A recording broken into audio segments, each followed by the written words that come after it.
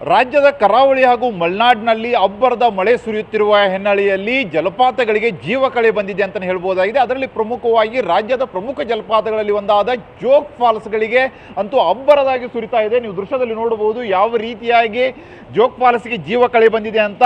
ಈಗಾಗಲೇ ಇಷ್ಟು ಮಟ್ಟಿಗೆ ಜೋಗ್ ಫಾಲ್ಸ್ಗೆ ನೀರು ಹರಿಯೋದಕ್ಕೆ ಕಾರಣ ಲಿಂಗನಮಕ್ಕಿಯಿಂದ ನೀರು ಹೊರಬಿಟ್ಟಿರುವುದು. ಪ್ರಮುಖವಾಗಿ ಏನಂದರೆ ಶರಾವತಿ ನದಿಗೆ ಅಡ್ಡಲಾಗಿ ಕಟ್ಟಿರುವಂಥ ಲಿಂಗನಮಕ್ಕಿ ಜಲಾಶಯ ಸುಮಾರು 1814 ಮೀಟರ್ನಷ್ಟು ನೀರು ಸಂಗ್ರಹವಾಗಿರುವ ಹಿನ್ನೆಲೆಯಲ್ಲಿ ಇವತ್ತು ಬೆಳಗ್ಗೆ 6,000ಕ್ಕಿಂತಲೂ ಹೆಚ್ಚಿಗೆ ನೀರನ್ನು 6,000 ಕ್ಯೂಸೆಕ್ಸ್ಗಿಂತಲೂ ಹೆಚ್ಚಿಗೆ ನೀರನ್ನು ಹೊರಬಿಟ್ಟರಾಗಿರೋ ಹಿನ್ನೆಲೆಯಲ್ಲಿ ಆ ನೀರು ಈ ಜಲಪಾತಗಳ ಮೂಲಕ ಹೊರಬರ್ತಾ ಇದೆ. ನೀವು ದೃಶ್ಯದಲ್ಲಿ ನೋಡಬಹುದು ಯಾವ ರೀತಿಯಾದಂಥ ಪರಿಸ್ಥಿತಿ ಇದೆ ಅಂತ.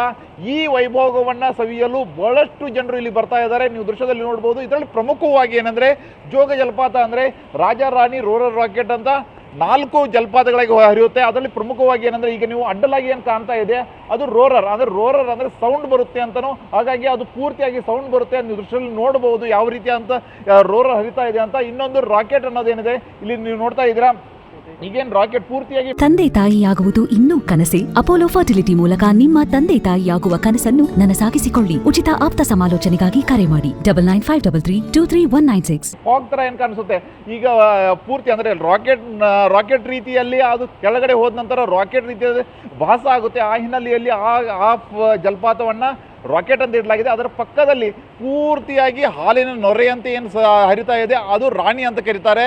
ಅದು ನೀವು ದೃಶ್ಯದಲ್ಲಿ ನೋಡ್ಬೋದು ಎಷ್ಟು ಸೌಂದರ್ಯಯುತವಾಗಿ ಆ ಜಲಪಾತ ಹರಿತಾ ಇದೆ ಅಂತ. ಆದರೆ ಇನ್ನೊಂದು ರಾಜ ಅಂತ ಇದೆ, ಆ ರಾಜ್ಯ ಜಲಪಾತ ನಮಗೆ ಕಾಣಲ್ಲ. ಯಾಕಂದರೆ ನಾವು ಇವತ್ತು ಉತ್ತರ ಕನ್ನಡ ಜಿಲ್ಲೆಯ ಸಿದ್ದಾಪುರ ಗಡಿಭಾಗದಿಂದ ನಾವು ಇವತ್ತು ನಿಮಗೆ ದೃಶ್ಯವನ್ನು ತೋರಿಸ್ತಾ ಇದ್ದೇವೆ. ಆದರೂ ಸಹಿತ ಪ್ರಮುಖವಾಗಿ ಏನಂದರೆ ಕರ್ನಾಟಕ ರಾಜ್ಯ ಸೇರಿದಂತೆ ದೇಶದಲ್ಲಿ ಇವತ್ತು ಕಳೆದ 2 ತಿಂಗಳಿನಿಂದ ಅಬ್ಬರದ ಮಳೆ ಸುರಿಯುತ್ತಿರುವ ಹಿನ್ನೆಲೆಯಲ್ಲಿ ಒಂದು ಕಡೆಗೆ ಅವಾಂತರಗಳು ಸೃಷ್ಟಿಯಾಗ್ತಾ ಇದೆ. ಆದರೆ ಇನ್ನೊಂದು ಕಡೆಗೆ ಜಲಾಶಯಗಳ ನೀರಿನ ಮಟ್ಟವು ಸಹಿತ ದಿನದಿಂದ ದಿನಕ್ಕೆ ಹೆಚ್ಚಿಗೆ ಆಗ್ತಿರುವ ಹಿನ್ನೆಲೆಯಲ್ಲಿ ಅನಿವಾರ್ಯವಾಗಿ ಜಲಾಶಯದಿಂದ ನೀರನ್ನು ಸಹಿತ ಹೊರಗೆ ಬಿಡಬೇಕಾಗಿದೆ. ಆ ಹಿನ್ನೆಲೆಯಲ್ಲಿ ಜಲಪಾತಗಳಿಗೆ ಜೀವಕಳೆ ಬಂದಿದೆ ಅಂತಲೇ ಹೇಳ್ಬೋದಾಗಿದೆ. ನೀವು ದೃಶ್ಯದಲ್ಲಿ ನೋಡ್ಬೋದು ಯಾವ ರೀತಿಯಾದ ಪರಿಸ್ಥಿತಿ ಇದೆ ಅಂತ. ಇನ್ನೊಂದು ಕಡೆಗೆ ಪ್ರವಾಸಿಗರು ಸಹಿತ ಕಣ್ತುಂಬಿಕೊಳ್ಳುವಂತಹ ಕೆಲಸವನ್ನು ಮಾಡ್ತಾ ಇದ್ದಾರೆ.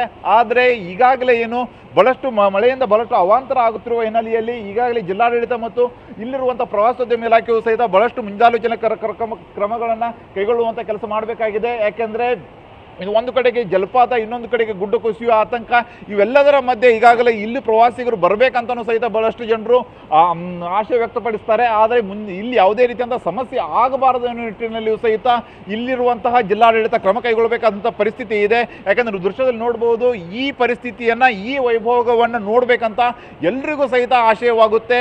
ಯಾಕೆಂದರೆ ಇವತ್ತು ಜೋಗ್ ಫಾಲ್ಸ್ಗೆ ನಿಜವಾದ ಜೀವಕಳೆ ಬಂದಿದೆ. ಜೋಗ್ ಫಾಲ್ಸ್ ನೋಡ್ತಾ ಇದ್ರೆ ಎಲ್ಲೋ ಒಂದು ಕಡೆಗೆ ಸೌಂದರ್ಯ ಇನ್ನೂ ನೋಡ್ತಾನೆ ಇರಬೇಕು ಅಂತಲೂ ಸಹಿತ ಅನಿಸುತ್ತೆ. ಕ್ಯಾಮ್ರಾಮನ್ ಮಂಜುನಾಥ್ ಜೊತೆ ಸೂರಜ್ ಉತ್ತುರೆ, TV9 ಕಾರವಾರ.